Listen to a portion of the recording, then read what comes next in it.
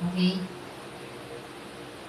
May pinanood po ako na isang clippings sa YouTube at ang nakalagay na caption doon, sabi doon, ang sarap balikan ng pagiging bata. Siguro po alam niyo na yung gusto kong sabihin, ano? Alright. Pero ang Bible po ay may mensahe. Na doon tumatanda po ang katawang lupa natin. Pero yung childlikeness, hindi pwedeng mawala. Okay? At yan po ang sentro ng pag-uusapan natin sa hapong ito. Are we excited? Excited po ba tayo mga kapatid? At ginamitan ko ng isang istorya direct from my own experience. Nakita ko kung anong karakter meron ng bata. Nakita ko kung gaano siya yung mga kasimpleng tao na nandun siya sa mahirap na parte ng sitwasyon but still, happy siya. Wala siya reklamo. Aligaga siya, ibig sabihin masaya pa rin siya doon at kulit siya ng kulit sa kanyang magulang. Then, tingnan po natin kung anong merong sinasabing Biblia sa pagiging childlike natin. Sige nga, Kuya Seth. Okay, yan po ang pag-uusapan natin sa hapong ito mga kapatid. Simpleng usapin, pero meron na naman po tayong ibabaon sa mga darating na araw, darating na linggo. Na makikita natin, ibibigay po natin yung itsura natin, tayo po bilang mga matured person, lahat po tayo, i-compare natin yung tayo mismo between dun sa childlike character. Okay, tignan po natin. Sige nga. Let's move on. Ito po yung nakuha ko dun sa isang nagsulat at natuwa po ako. No? Sabi dyan, basa po tayo, sabi niya, as parents, we have the responsibility to teach our children. Right? Tama po ba yun? Totoo po yun. Yung responsibilidad para turuan natin ang ating mga anak, yan po ay inilagay ng Diyos sa balikat natin. But, ito na naman po si Bat. Alam niyo po, paborito kong word yung Bat eh. But, sabi niya, could be a missing valuable lessons. They could teach us about becoming like little children. Alam niyo po, minsan umiikot ang buhay natin mga parents sa mga anak natin. Yung lahat ng best na maaring ituro natin, maibigay natin na makikita natin mainam para sa kanila, pinipersonal natin yan, kinakarir natin yan in short. Pero alam po ba natin na minsan pagmamasdan natin ng bata, ano sabi dyan? Minsan nakakaligtaan natin yung mga mahalagang lesson kapag sila po ay pinagmamasdan natin. Tinitignan natin sila na kapag sa pagtingin natin sa kanila, we learn also from them. Yan po yung magandang sinasabi ng writer. Na minsan yan po yung namimiss natin. Bakit? Kadalasan kasi pumapasok lang po sa isip natin. Ano ba yung maituturo ko? Ano ba yung maibibigay ko? Ano ba yung makukuha ng bata sa akin as he grows? Okay? Pero pinamaganda po, maganda na maunawaan natin na ano po to, dual, two-way traffic po to. Hanggat nagtuturo tayo sa bata, may natututunan din tayo sa mga bata. At yan po ang pag-uusapan natin. Hindi natin pwedeng i-chapwera ang bata kasi bakit? Magagay-gaya natin sa Biblia, ano bang meron sila at ano bang katuruan tungkol sa kanila na binigyan din ng Panginoong Yesus ng puntos para maski po tayong malalaki, hindi po pwedeng magmalaki tayo that they learn from us, hindi po, but we also learn from them. Yun po yung dapat maintindihan natin. Kaya ito pong parte na to, pakitandaan po natin to. Yes, mga magulang, responsibilidad natin na sila po ituruan natin ng mga pinakamaiinam na lesson. Pero wag naman po natin kaligtaan na yung mga bagay na mahalaga sa buhay ng mga anak natin, natututo din po tayo. Okay? So, tingnan na natin. Wala nang marami pang kwento, kapatid na Gemma. Let's get it on. So, pumunta po ako sa Mateo chapter 18, verse 2 to 3. Isa po itong tagpo na ang Panginoong Yesus po ang siyang nagsasalita dito. Tinawag ni Yesus ang isang bata, pinatayo sa harapan nila at sinabi, tandaan ninyo ito, kapag hindi kayo nagbago at tumulad sa mga bata, hindi kayo mabibilang sa mga pinaghaharian ng Diyos. Then Jesus called the little child to him, set him in the midst of them, and said, assuredly I say to you, unless you are converted and become as a little children, you will be by no means enter the kingdom of heaven. So, dyan pa lang po sa passage na yan, kahit hindi ko na i-elaborate. Alam ko, meron na pong tumatakbo sa kaisipan ng bawat nakikinig ngayon, mula dito sa tahanang ito hanggang sa inyong mga tahanan, na ito po ay katuroang binuo ng Panginoon upang maunawaan din natin na ang mga bata po, hindi mo pwedeng sabihin natin nang wala silang participation sa buhay po ng mga adult. Walang participation ng buhay ng mga bata sa buhay nating mga manlalaki. Pero, tignan natin ang umpisa, tignan natin ang kwento. Sige anak, ano mo nga? Sabi dyan, pakinggan niyo po to. Ito po ay galing dun sa isang writer na si Franz, at yun ay inobserbahan niya dun po sa community ng mga Jew. Ano ang napansin niya? Bakit ginamit ni Lord itong passage na to compare dun sa tinatayuan, compare doon sa buhay na ginaganapan ng buong lipi ng Hudyo? Sabi po dyan, in those days, children were regarded more as property, slaves really, than proper members of the family.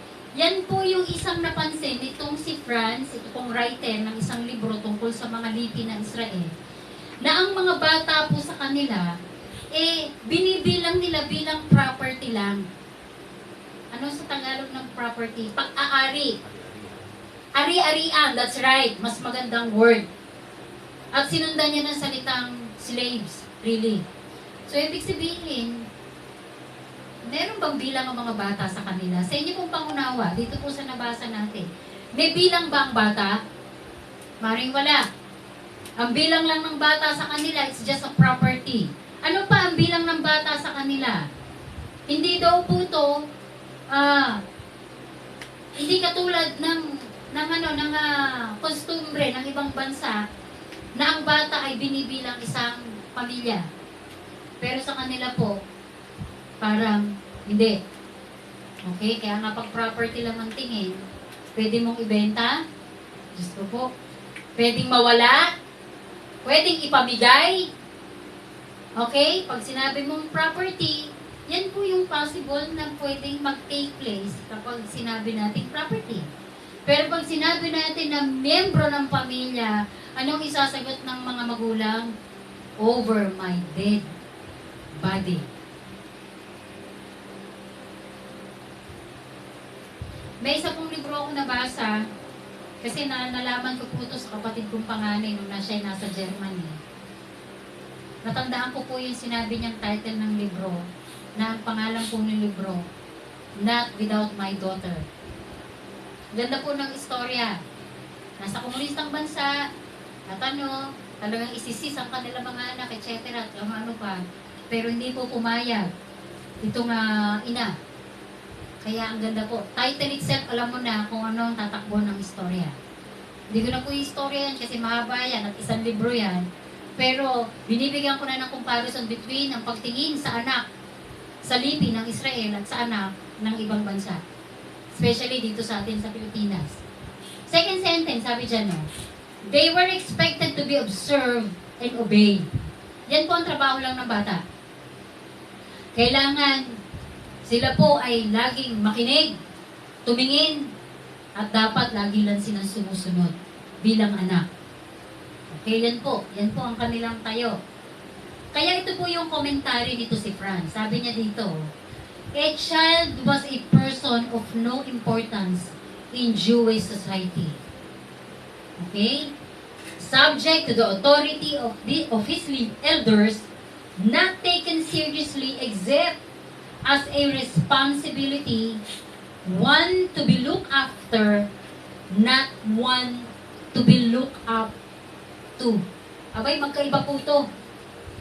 Ito po nasa ilalim, magkaiba pong salita to. Kung titignan nyo, ang trabaho lang nito mga Jewish community na to sa mga anak nila, ang responsibilidad nila tignan lang to mga batang to. Pero hindi para tingalain o tignan o in other words, o naman ang kung bata ay grade 1 lang, grade 1 lang yan.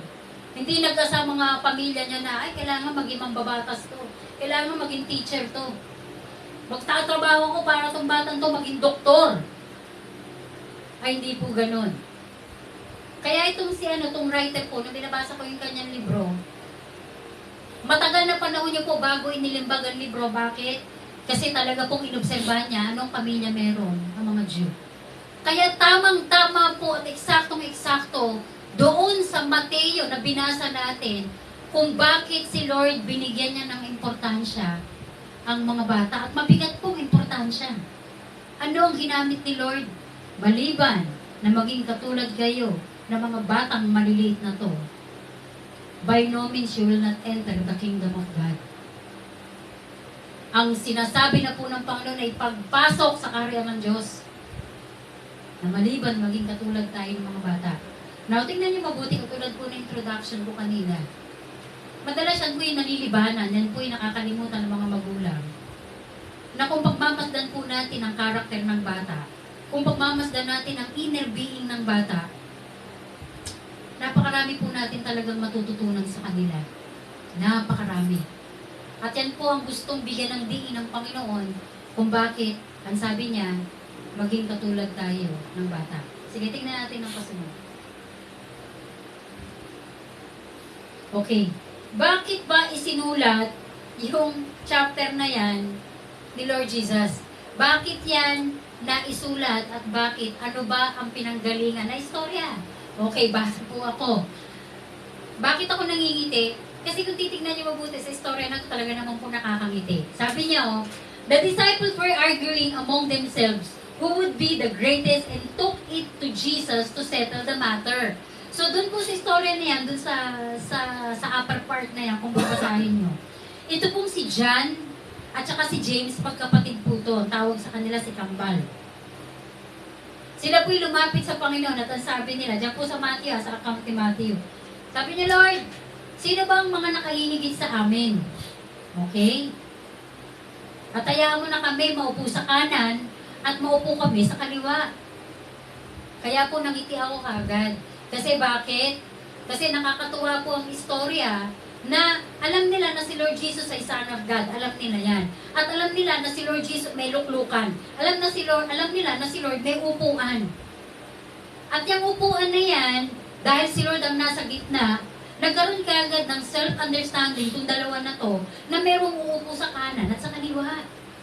At napakalakas ng loob ng dalawa nito, na si James at si John, na magsabi sa Panginoon, Lord, pwede ba kami maupo sa kanan mo at yung sa isa sa kaliwa?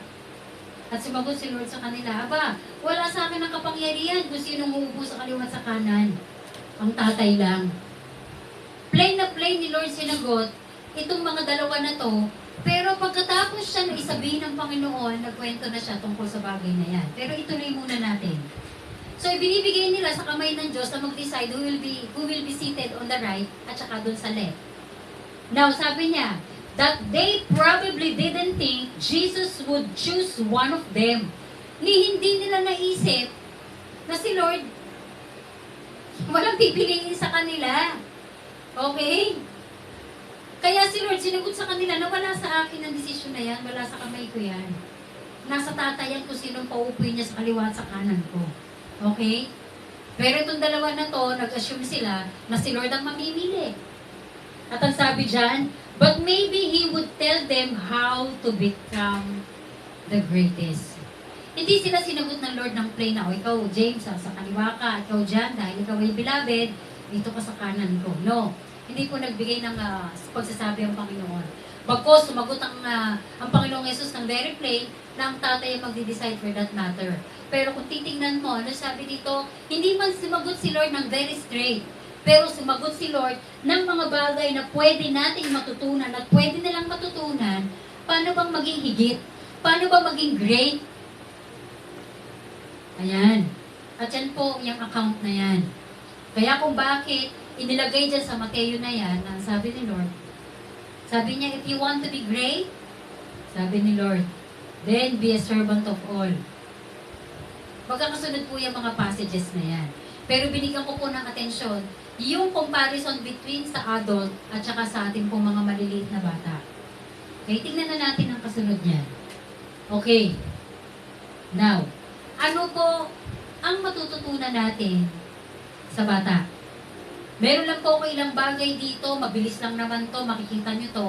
At very basic, at alam ko, tayo po mga mananampalataya, kakayanin natin to, kasi ang banal na Espiritu Santo ang siyang nagtuturo sa atin. Amen? Sige, tignan po natin. Ano bang mga matututunan natin sa bata? Number 1, ano po yung nandun sa side na yun? Pakibasa po. Lakasan natin. Humility. Ano po sa Tagalog ng humility? Pagpapakumbaba. Bago ko po ituloy ang basa, makikita natin sa karakter ng bata, no? Na minsan may mga bagay na dinidisplay nila kung gaano sila kababa. Hindi nyo napapansin minsan pag nag-away ang mga bata at sinabi ng mga magulang, you say sorry. Diba? Ano sasabihin ng bata? Wala pong ano yun, walang pride yun. Lalapit ang bata at sasabihin sa kalaro niya, sorry. Sorry. Number 1. Ano pong matututunan natin sa bata? Humility. Okay? Basa ako. Sabi dyan, no? Kids love to learn new things. Alam niyo po yan. Lahat ng bata, at tayo nagdaan tayo sa pagiging bata, gustong-gusto po natin matutunan yung mga bagay na bago. Alright? Explore their surroundings. Ano po yan? Gusto natin puntahan kung ano yung meron. Okay? Gusto natin puntahan to, makita yan, makita to. Okay? And to ask why or how. Alam nyo, dyan po ako napagod sa mga anak ko. Okay, si Set na lang po ang isa-sample ko. Nung maliit po itong batang to, at syempre, mga anak ko naman po, hindi po nag-baby talk yan, straightforward yan. Kapag yan po nag-umpisang magtanong, ubusin niya po yung oras mo na kasasagot mo. Pag nagtanong siya, Ma, bakit kulay yelo ang saging? Sasagot ka. Natural, yan yung ginawang kulay ng Panginoon. Eh, sino ba si Lord? Ayan na. Si Lord, siya yung Panginoon natin, siya ano. Eh, bakit siya napako? Ayan na. So, nanganganak ang mga tanong. Dumadami po yan. At alam niyo po ba kung anong ginawa ko sa bata dahil gusto niya mag-explore sa lahat ng tanong? Sabi ko sa kanya, Set, ganito na lang. Ang opisina ko bukas mula alas 8 ng umaga hanggang alas 5. Pag biyanda alas 5, tapos na ang aking trabaho, pwede ba sa susunod na araw ka na magtanong? Kasi hindi ko siya naubusan ng tanong. At yan po ay karakter ng mga bata. Gustong-gusto nila ng mga bagong bagay, gusto nila ng mga lugar na mapuntahan, ma-explore nila yan. At ang mga bata po, hindi tumitigil na magtanong sa atin yan. Kahit minsan mga walang kabagay-bagay na bagay, pero sa kanila po ay big deal yan, big things yan, na talagang itatanong nila sa iyo. Their whole attitude cries, teach me. Ay, totoo po yan. Yan po ang isa sa attitude ng bata, na gusto nila na malaman nila ang lahat ng bagay, matutunan nila ang lahat ng bagay. Diba? Anong ibig kong sabihin? Yung word po na teach me, yan po ay simbolo at pagpapakita ng kababaang loob. Nahanda ang karakter ng bata, ang isang ugali ng bata, nakahanda po na siya ay magpaturo. And that is the symbolism of humility. Pag tayo po ay handa ng magpaturo at gusto nating matutunan ng mga bagay-bagay din, yan po ay humility. Ganda? They need to know what everything means, to touch, and to experience for themselves. Ayan. Kailangan malaman nila, may maunawaan nila, ano ba yung mga bagay-bagay? Ano ba yung hinahawakan? Ano ba yung hahawakan nila? Ano ba yung ma-experience nila para sa sarili nila?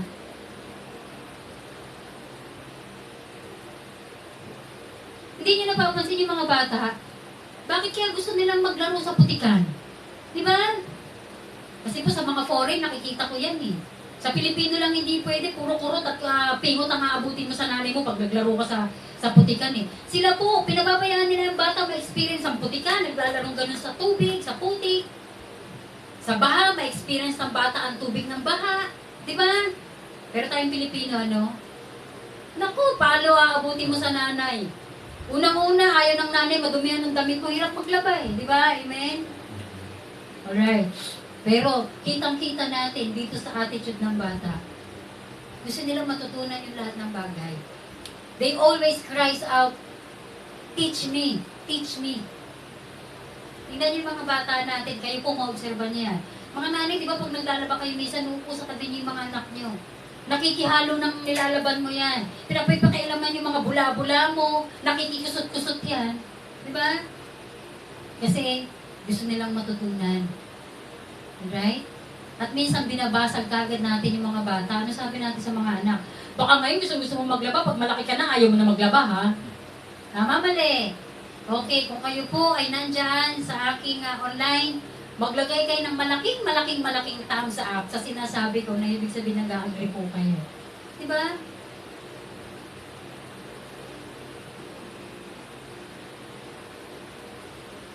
Ano sabi? Anong kasunod dyan? In complete humility, they are open to what parents, teachers, and other grown-ups are wanting to pour into them. Naghihintay sila nung kami tuturo sa kanila. Sino po mga magtuturo sa kanila? Ang una pong guro ay ang mga teachers, ay ang mga parents. Sumunod po yung mga teachers sa school, yung kanilang mga academic learnings.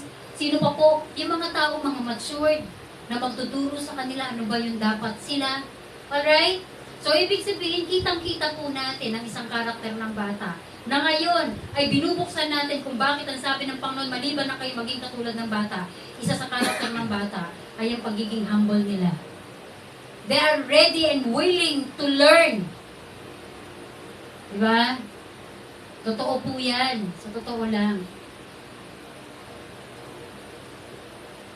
Naalala ko po yung grupo ng Asin. May kanta sila tungkol dyan sa mga bata. Eh.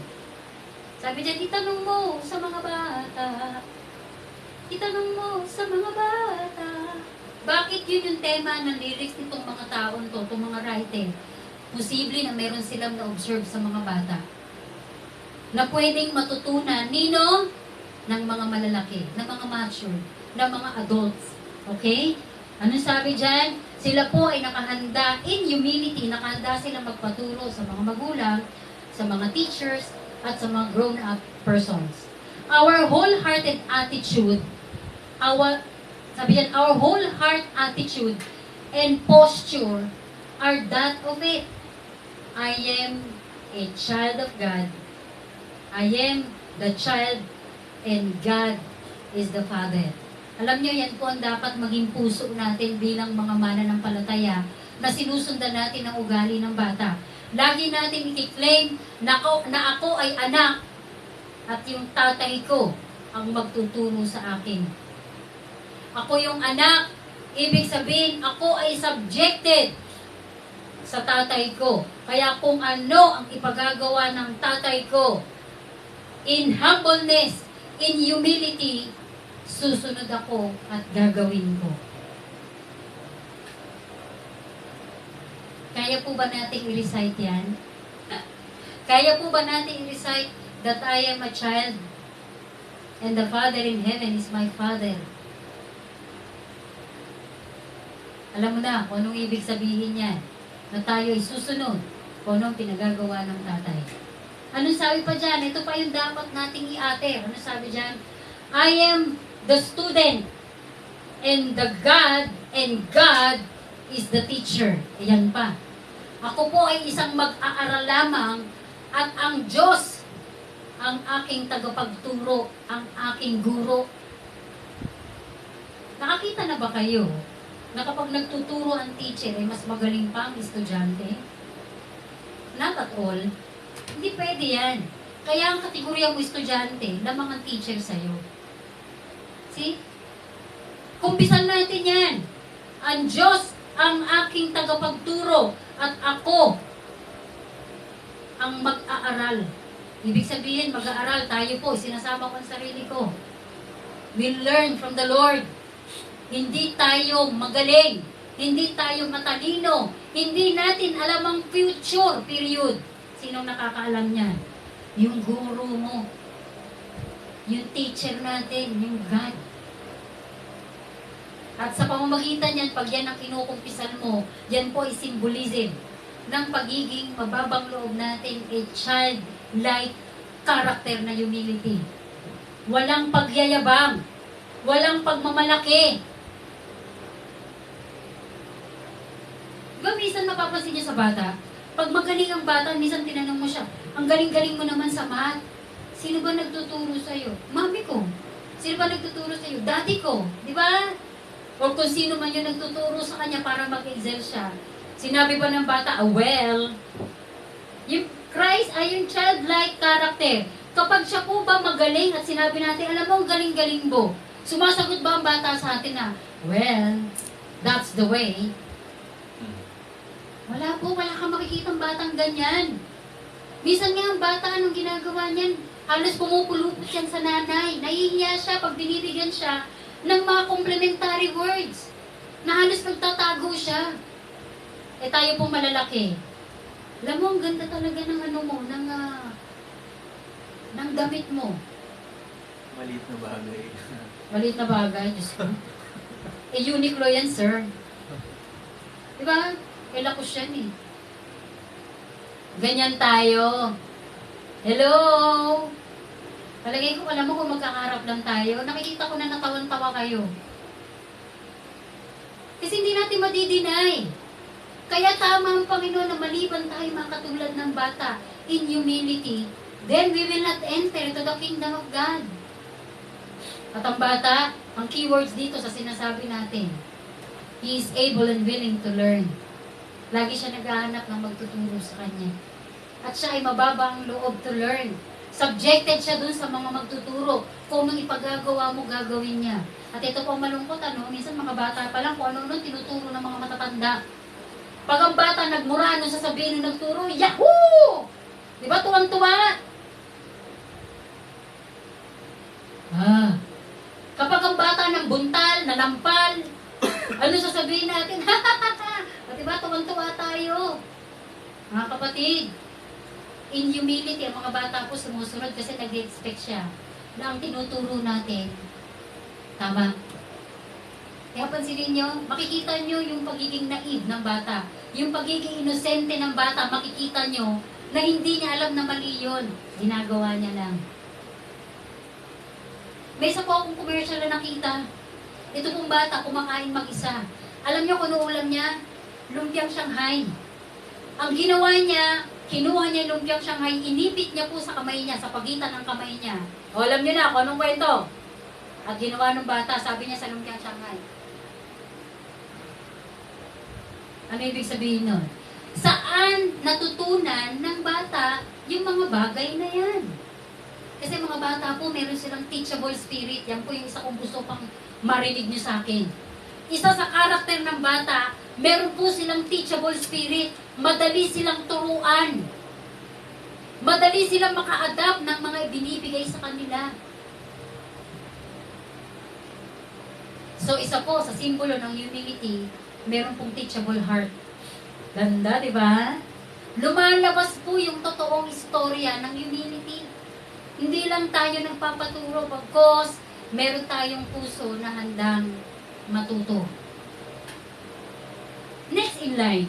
Okay, ano pa ang kasunod na karakter nito? Sabi niya, just like a child, we are open to correction for mistakes because we are learning to do things His way. Yan na. Bilang mga anak ng Diyos, tayo po, mga nagkiklaim na mga children of God, sabi dyan, dapat tayo daw po ay open sa mga pagtatama, sa mga mali natin, dahil bakit? Dahil natututo tayo ng kaparaanan ng Diyos. Tama naman, di ba? Pag tayo sinita ng Panginoon, ibig sabihin may mali. At gusto ng Diyos, hindi yung kaparaanan nating mali ang matututunan natin. Bagkos kaya niya tayo sinisita, tinuturo niya yung tama niyang kaparaanan para talagang magbenepisyo tayo. Diba? Tama naman eh. Kami po, lumaki rin sa mga magulang na they're not stop learning, they're not stop teaching us. Hindi sila tumigil na kami ituruan. Ang nanay, pag nagtuturo mamalansya, talagang detailed siya. Ganito sa balikat, ganito sa ganyan. Pag namamalengke, sinasama kami ng nanay. Sasabihin ng nanay, diyan ako bumibili ng bigas. Diyan ako bumibili ng baboy. Diyan ako bumibili ng manok.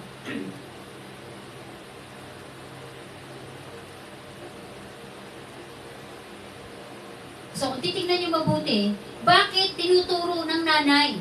Kasi pag dumating yung pagkakataon, sasabihin niya, Gigi, mamalengke ka. O bumili ka ng bigas. Alam mo kung saan ka bibili.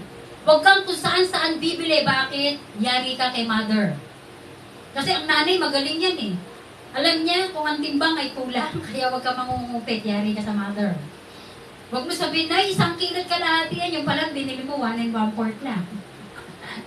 Ang nanay ko po may timbangan sa kamay yan eh. At pati texture ng bigas, alam niya. Alright? Alam niya. Now, tignan niyo mabuti mga kapatid. Tinuturo yan para maging safe tayo kasi kakain tayo ng masarap, kakain tayo ng matino, kapag sumunod tayo. So, ibig sabihin, ang Diyos hanggat nagkukorek, hanggat nagtuturo, gusto niyang tayo mismo ay magbenepisyo doon sa mga tinuturo niya. And that is one reason kung bakit ang Diyos po itinatama tayo. At kapag tayo tinatama at nagpapatama naman tayo, yan po ay simbolo ng pagpapakumbaba. Kasi ready nating baguhin yung nakagawian nating mali. Ready tayong itama yung mga pinagkamalian natin. Okay? Wait lang po.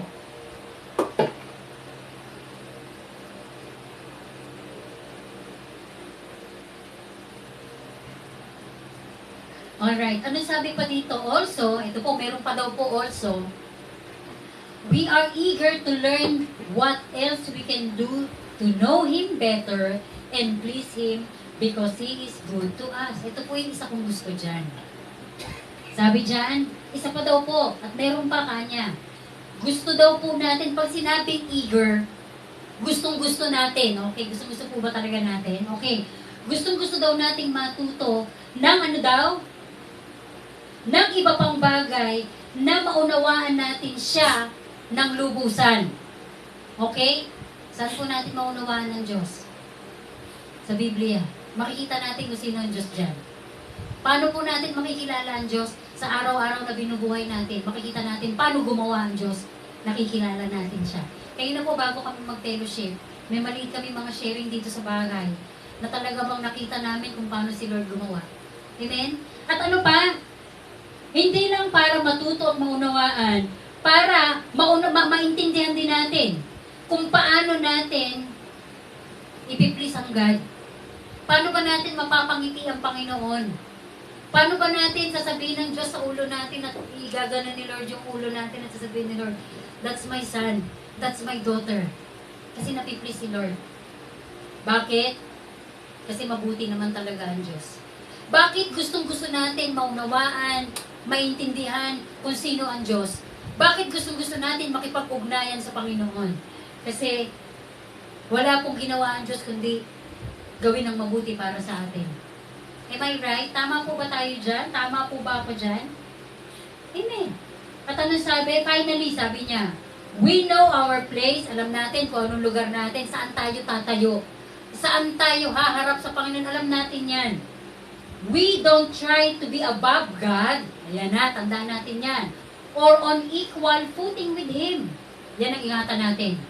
Hindi tayo pwedeng mas mataas sa Diyos. Or, kung anong tinatayuan ng Diyos, tinatayuan natin. Not at all. Hindi po pwedeng mangyari yan. God talaga siya. Okay? Diyos po siya. Si Satan po, bago siya maging Satan, ang pangalan niya Lucifer. Yan po ang naging problema ni Lucifer. Gusto niya upuan ang uupuan ng Diyos. Created being lang siya, hindi siya God. Gusto niya kung anong kapangyarihan meron ng Diyos, siya rin ganon. He wants to be equal with God. Pero never mangyayari yan kasi created being siya. Hindi siya God. Kaya talaga nagkaroon po ng problema. Ang first revolution nangyari po sa heaven. Kaya po meron pong Satan and demons. Kasi si Satan po siya yung dating Lucifer at siya po yung binagsak ng Panginoon na naging Satan siya at dinamay niya yung ibang angels. At ang tawag po sa ibang angels ay mga demons. Kaya sila po yung tinawag na mga fallen angels. Alright? Now, ito po ang kinabagsak ni Satanas. Sobrang pagmamataas. He wants to be equal with God. Hindi po pwedeng mangyari. Kasi ang God, God na yan. The same with us. Tao lang po tayo, tao tayo. We are created by God. At never magiging equal tayo with God. Naintindihan po ba natin? Now, ano sabi dito? Just like a child knows their parents is the final authority, we accept that God is ours. Anong ibig sabihin nito? Kung tayo po, nagsasubjected tayo sa mga magulang natin at ang authority ay ang mga parents natin. The same with the Lord. Dapat tayo po ay nasa ilalim ng authority at pangunguna ng Diyos. Yan po ay isang karakter ng bata. Hindi niyo napapansin ng mga bata, bakit lumabas ang salitang spoon feed? Kasi ang bata po hindi siya pwedeng gumawa nang wala ang magulang niya. Di ba? Yung mga Christ child-like ha, ibig sabihin, ito po mga bata po to, hindi po ito yung nagbabata-bataan. Ito po yung talagang mga bata na naging dependent sila sa parents. Hindi sila pwedeng maging above. Laging sila po ay nakahilig sa magulang. Okay, nakukuha niyo po ba yan? Minsan sinabi na ng magulang, sige kunin mo na. Hindi nila kinukuha, not unless ang magulang ang kumuha at ibigay sa kanila. May mga ganyan po eh. Ibig sabihin, yung humility po nanganganak hindi lang sa teachable spirit. Ang humility nanganak doon sa pagiging dependency ng bata. Dapat wala tayong ginawa kundi mag-depend sa Diyos. Kung naniniwala tayo na ang God ang authority sa atin, ang God ang supreme sa atin, then, lagi tayo sasandal sa Diyos. Lahat ng gagawin natin, sasalang natin sa Panginoon. Sasabihin natin, Lord, ito lang yung gusto ko. Pero yung gusto mo dapat ang mangyari. Kasi bakit? Walang ginawa ang Diyos na hindi mabuti para sa atin. Am I right? Tama po ba ako dyan? Then 2 thumbs up tayo dyan. Next, anong character meron ng bata? Maliban sa humility. Sige po, Kuya Seth. Basa. Anong character meron ng mga bata? Ito sa kabilang side? Simplicity. Ulitin po natin. Simplicity. Galing po sa ang salita ang simplicity. Simple. Yan po yung root word niyan. Simple. Sa Tagalog, simple. Hindi po, Spanish yan eh. Sa Tagalog, payak. Kuya Ben, nakaisa ako doon ha. Payak! Hallelujah, nakaisa rin ako sa Pilipino. Thank you, Lord. Simple ay salita sa Espanyol. Yo no hablo Espanyol. Okay? Simple Espanyol, pero sa Tagalog po ay payak. Alam niyo po ba na ang salitang payak ay simpleng word lang din? Payak. Bakit isinama ni Lord ang salitang simplicity sa karakter ng bata? Aralin natin konti bago ko po basahin ito. Mapapansin natin mga bata, maliban kung tuturuan mo na ang pagiging grandioso yan, magiging grandioso yan. Di ba? Simple. Pag ang bata sinanay mo na ang ulam niya isa lang, hindi maghahanap ng 2 ulam yan. Tama ako, mali. Kapag ang bata sinanay mo siya na ganito lang kasimple ang ulam niya, kakain siyang gulay, ang bata kakain ng gulay yan. Nakuha niyo po ba? Kahit po sa pananamit, pag sinabi mo na, lalo na ngayon magpapasko, no? Pag sinabi mo sa bata na, ito lang ang kaya ni mother, ha? Ni papa. Bili lang tayong simpleng t-shirt, at saka simpleng rubber shoes, at saka simpleng pantalon. Ano po ibig sabihin simple? Diyan po yan sa Divisoria. Ibig sabihin, maaaring yung pantalon mo, 150. Maaaring yung t-shirt mo, tagwa 100. Or 90 the most. At yung sapatos mo, yung tagwa 150 or 200. Okay, pero ganun pa man eh. Medyo magkano na yung suot ng bata. Pero kapag ang bata sinanay mo sa Garfield, sa Tony, yun na, yung League, yung Superman, mga ganyan, yung mga Justice League. Kasi kung magaganda yung mga tela niyan eh. Bakit alam ko? Kasi po yung mga anak ko yan ang pinasusuot ko sa kanila noon. Anong ibig sabihin? Ang mga bata, kung ano yung isinanay mo sa kanila, Gusto nila paglaki nila, ganyan din. Pag sinanay mo sila sa branded things, pag nagkakaisip na yan, hindi na yan papayag sa divisoria mo sa ibibili. Hindi papayag yan. Alright? In all things, ang bata po simple. Hindi lang po sa mga bagay. Diba? Ang bata pag sinabi mo, oh, sit down ka lang dyan ha, huwag kang magulo.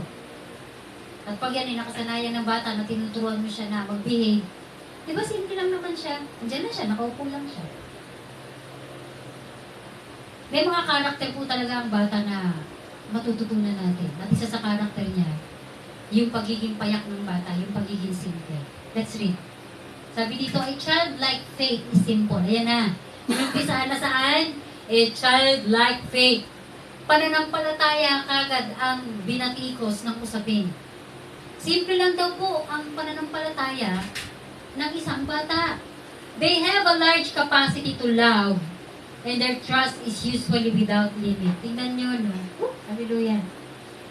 Minsan makikita nyo na marami tayong kulang sa parte na yan. Paano nila tinitake na simple ang pananampalataya? Ano sabi dyan? Yung kanilang kakayahan o kapasidad para magmahal, yung kanilang pagtitiwala na walang hangganan. Ganyan po kasimple ang mga bata. Sample, pakinggan niyo po ako. May pamangkin ako, maliit pa yan. May hagdanan po kami, mataas talaga ang hagdanan namin kasi kahoy pa ang bahay noon. Hindi pa po ganito na bato. Sabi nung nung tiyuhin niya, nilagay siya sa pinakatuktok ng hagdan, doon sa ibabaw. At yung tiyuhin nandun sa baba ng hagdan. At sabi doon sa pamangkin ko, jump! Mataas po. Ilang baitang yun. Yung tatalunin ng bata na yan. Pero pansinin niyo a childlike faith. Simple lang. Anong ginawa ng bata? Tumalon! Sinabi ba ng bata, kung di mo ako saluhin? Kung malaglag ako? Kung mabitin yung talon ko, mampas yung ulo ko sa pader, ay sa hagdan. Walang sinabing ganun yung bata. Tumalon siya. Buuin natin. Buo ang pag-ibig ng bata. Nasasaluin siya nung nagsabi sa kanya na tumalon ka.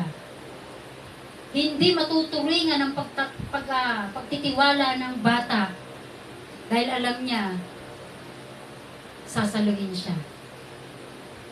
Alam niya na mahal siya, hindi niya alaw na nagsabi sa kanya na tumalon ka, na masaktan siya. Alam niya yan.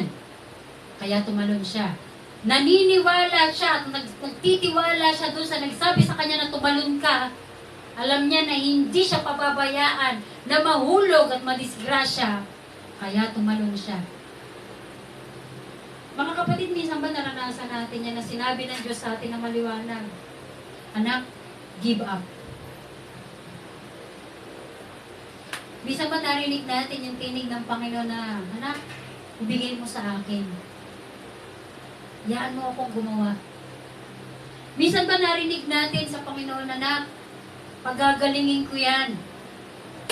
Minsan ba narinig natin sa bibig at labi ng Panginoon na, i-provide kita. Oh, hallelujah. Kasi siya na po medyo naging emotional ako. No? Lagi po natin naririnig yan sa Diyos. Kasi anak tayo. Pero wala tayong Christ, childlike faith. Yung pag-ibig natin sa Diyos, nalilimitahan natin. Yung pagtitiwala natin sa Diyos, nilalagyan natin ng hangganan. Na minsan nangangatwiran pa tayo sa Panginoon. Anong katwiran natin? Lord, paano kung hindi? Paano kung ganito? Paano kung hindi mangyari? Paano kung mamatay? Paano kung hindi mabili? See? Then who is your God?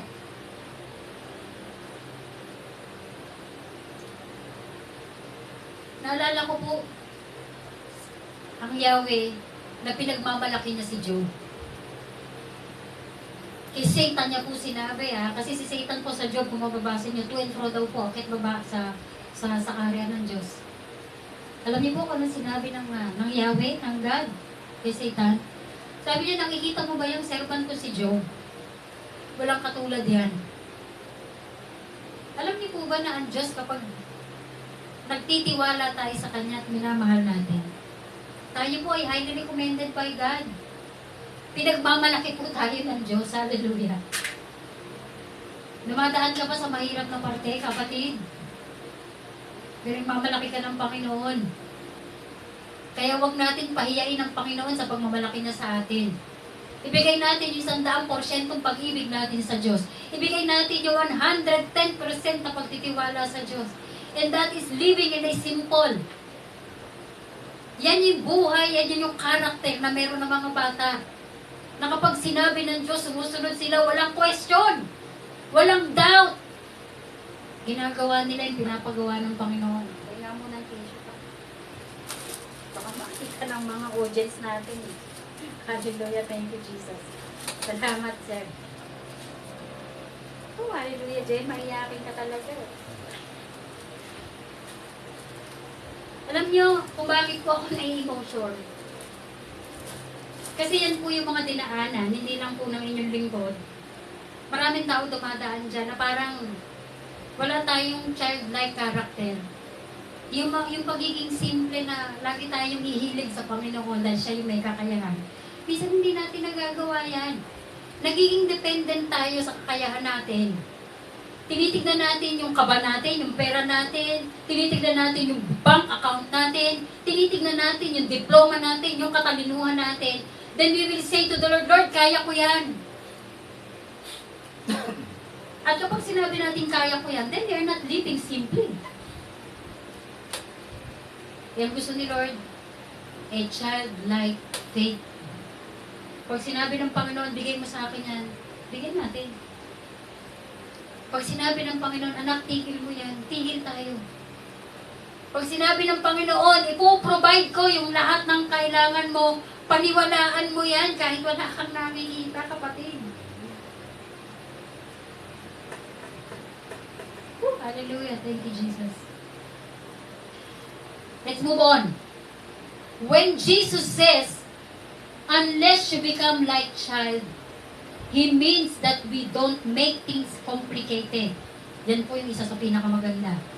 Kapag sinabi ni Lord na makatulad tayo ng bata, ang gustong ipaunawa sa atin ng Diyos sa isang parte ng buhay natin, let's make things simple. Sa totoo lang, sino bang gumagawa ng complication? Ang Diyos ba? Kadalasan tayo pong tao ang gumagawa ng komplikasyon. Gusto ng Diyos na tayo mabuhay simple. Gusto ng Diyos tayo ay mabuhay ng simple. Pero ito po yung malungkot. Huwag pong magagalit sa akin, mga kapatid. Lahat po tayo guilty of this. Minsan pag pinagpala tayo ng Panginoon, na kaya naman natin bumili lang ng blouse na tagto 250. Pero dahil may pera ka, ano sabi mo? May pera naman ako, bibili ako ng tagwa 1-2. Are you living simply?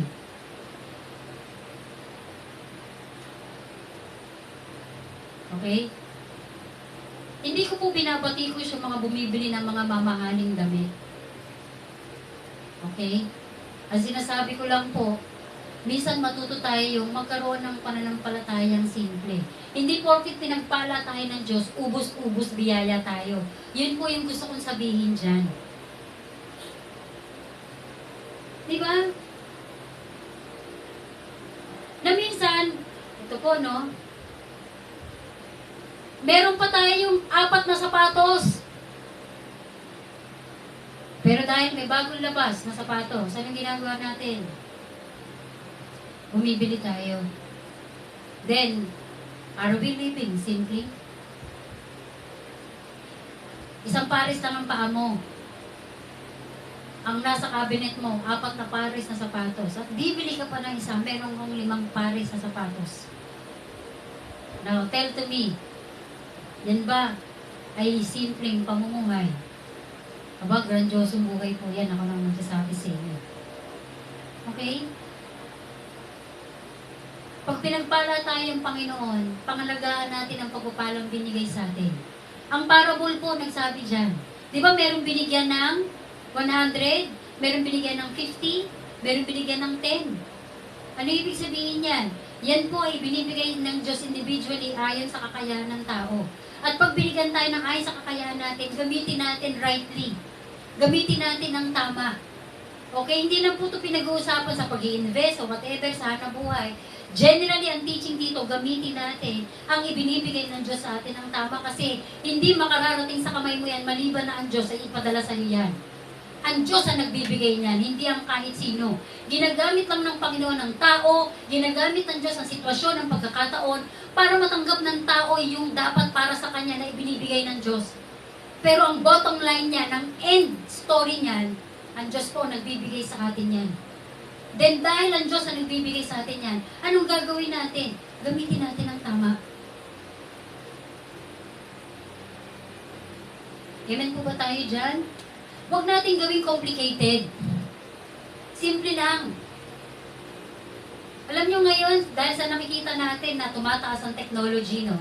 Ito po, tabi-tabi po. Tumataas ang technology, kaya ang nakikita ko po, hanggang tumataas ang technology, nagiging complicated ang buhay. Noon po ba mataas ang binabayarang kuryente? Hindi. Nagkaroon ka ng microwave. Ting! Nagkaroon ka ng refrigerator. Ting! Nagkaroon ka ng washing machine. Ting! Aircon pa.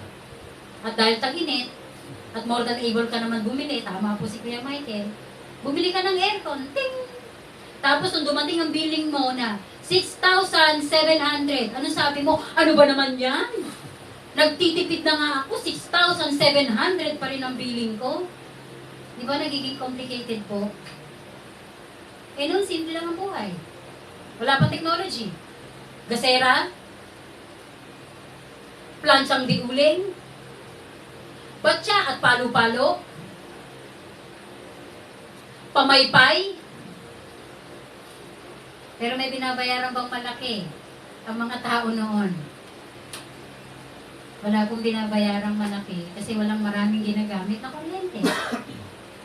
Tumataas ang teknolohiya. Ako po, mag-agree lang kayo sa akin, hindi po ako galit sa technology.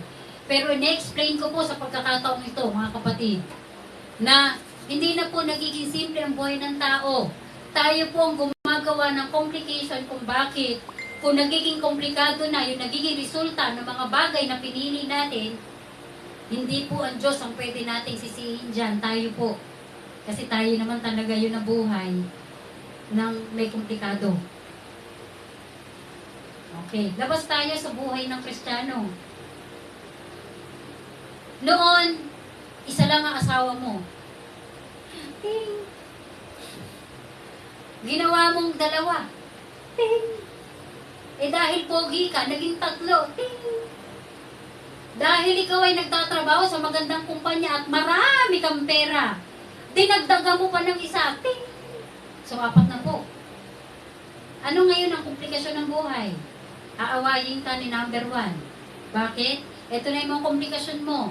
Hindi ka na nag-iintrega ng pera na sapat. Ting! Hindi mo na siya nade-date. Ting! Kulang na ang oras mo kasi 4 yan. Kasi yung 3 nagdidemand din na sila ilabas mo. Ting! Complicated or not? Masagutin niyo ako ngayon. Eh, simple lang kasi buhay na binibigay ng Diyos eh. O anak, sapat nang ikaw ay may isang asawa. At kaya binigay ni Lord isa, ibig sabihin dyan iikot ang buhay mo para walang maraming komplikasyon. Pero maraming komplikasyon kapag dinagdagan mo pa niya. Nilabas ko lang po yung buhay ng ng isang Kristiyano. Pero ito po, balikan na natin. Buhay ng Kristiyano. Sabi dyan, gusto ng Diyos na ipaalam sa atin na ang buhay, na ang karakter ng bata ay simple lang. Sabi dyan, don't make it complicated. Simple lang. Huwag mo nang guluhin. The more na nagiging simple, mas nagiging peace ang buhay. The more na nagiging simple, meron tayong time to smile. The more nagiging simple ang buhay, marami po tayong panahon sa Panginoon na magpasalamat. Kasi the more na marami tayong pinagkakaabalahan, wala na po tayong oras sa Diyos. Hallelujah. Tama po ba ako mga kapatid? Pag marami na tayong pinagkakaabalahan, wala na po tayong time sa Lord. At minsan, ang binibigay nating oras sa Panginoon, mga tira-tira. Huwag natin bigyan ng tira ang Panginoon. Kaya gusto niya mabuhay tayo ng simple. Right? Sabi dito, we don't add extra layers on the salvation or faith. Isa pa yan. Yung kaligtasan, huwag mo nang dagdagan ng iba pang mga palabok niyan o mga bulaklak niyan. Saan ba galing ang kaligtasan mo kay Jesus? Huwag mo nang dagdagan. Okay? Si Lord Jesus lang po nagligtas. Anong ibig sabihin? Kung anong laman ng Biblia, huwag mo nang dagdagan. Huwag mo nang bawasan. Huwag mo nang baguhin. Kasi sapat na yan, laman na yan para maunawaan mo at para sundin mo. The more na ginagawa mong complicated yan, lalong nagkakaproblema, hindi lalong sumusunod ang mga nagbabasa.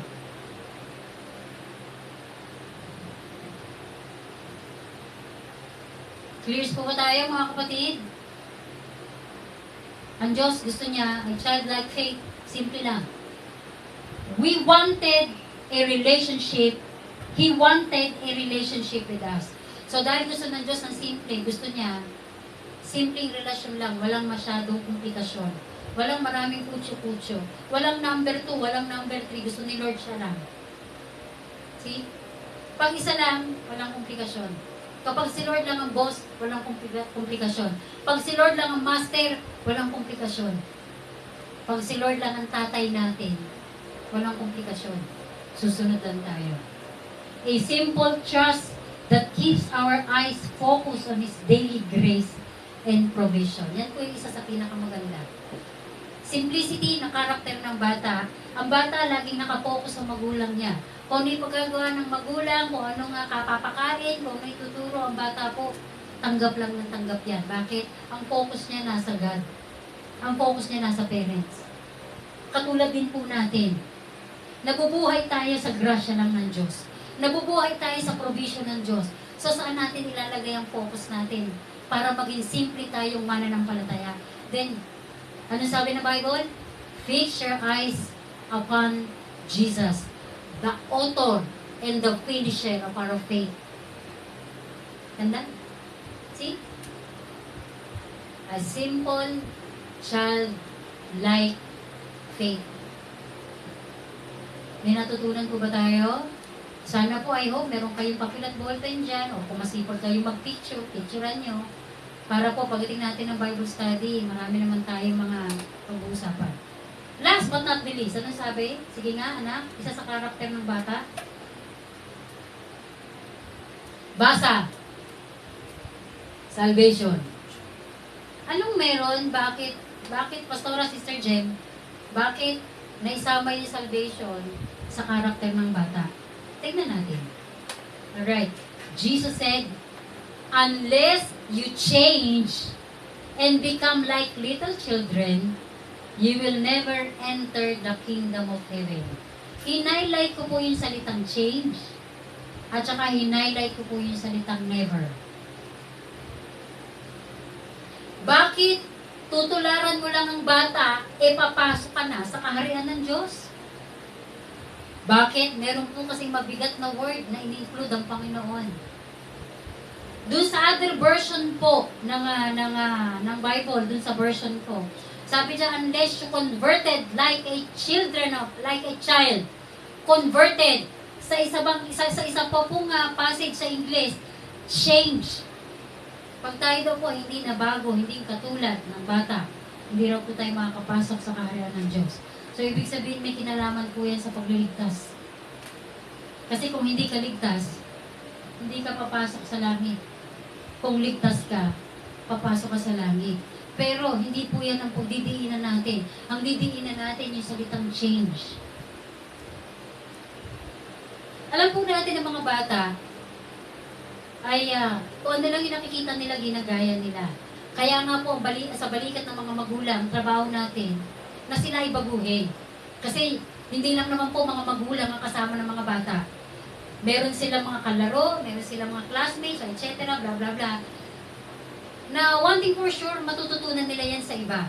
Kaya pa tayo po mga magulang, pag nakikita natin na merong foul na ginagawa ang bata, anong ginagawa natin? Kinokorek natin sila. Ano ang goal natin? To change it. Okay? Baguhin. At ang isa sa pinakamaganda, binibigay ngayon ng Panginoon sa atin na tayo bilang bata, magkaroon tayo ng puso na katulad ng bata, na magkaroon tayo ng pagbabago.